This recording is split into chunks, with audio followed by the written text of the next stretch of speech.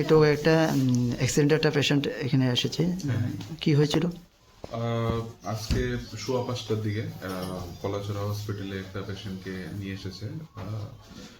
যা শোনা গেছে যে একটা অ্যাক্সিডেন্ট হয়েছিল। তো পেশেন্টের নাম হলো মনীন্দ্র দেবনাথ।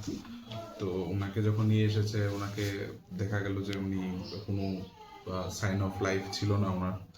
তো আমরা তো আর দেখেছি, এখন বাকি পুলিশকে জানিয়েছি, বা পুলিশ আসবেন, দেখবে, দেখে ডিসাইড করবে ইনভেস্টিগেশন। আমরাও পোস্টমর্টমের জন্য বলবো, বাকি দেখা যাক কি আসে। Thank you sir.